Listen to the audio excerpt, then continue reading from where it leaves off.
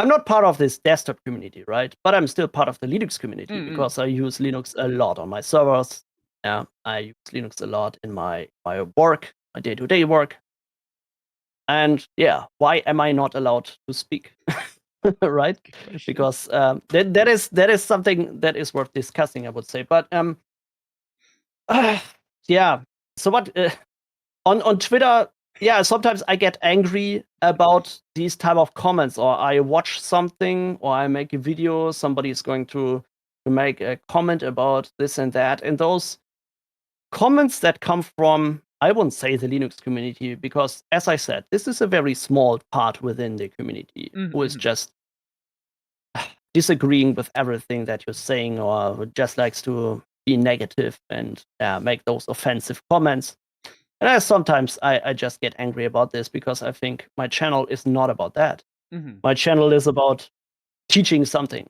Yeah. And my channel is not about Linux desktop. So when people are telling me, hey, I'm using a wrong tool, I should use a different tool because of this and that, and why are you using Ubuntu on your servers? Why don't you use this and that? Yeah.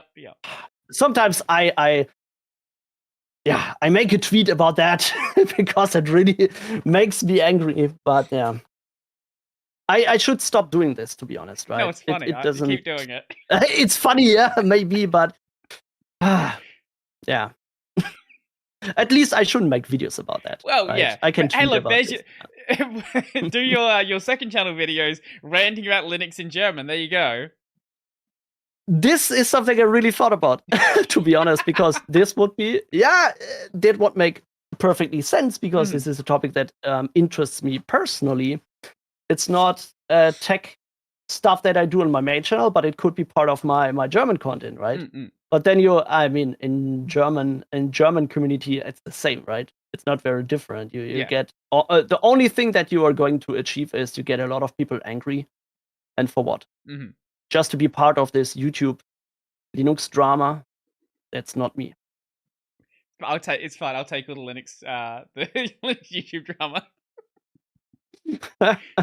I'll happily live in that space. Like, I don't try to make drama videos all the time, but it is kind of funny when certain distros keep making mistakes over and over again. Like, I could not talk about them. Like, that's an option, but it's also really funny.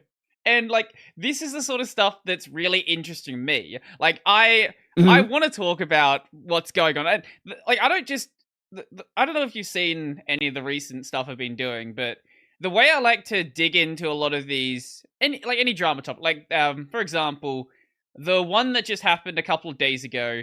So I don't know if you know about this, but there is a project called Asahi Linux, which is to get Linux working on the M1 Macs.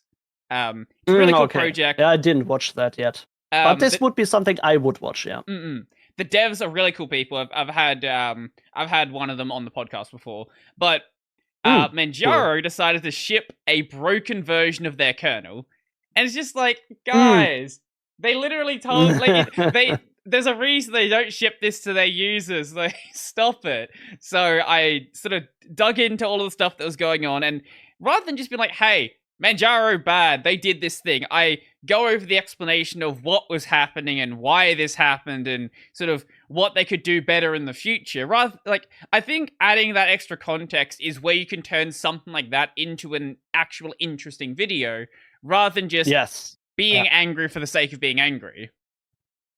This is out there already.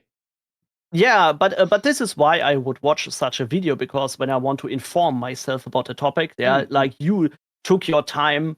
I don't know how many hours you spent on digging into these different things and what was published, what was said by this and that, and how is it really, and so on. I don't have the time to do that myself, so I'm going to watch your video, which is like 10-15 minutes, and then I'm perfectly informed about this topic.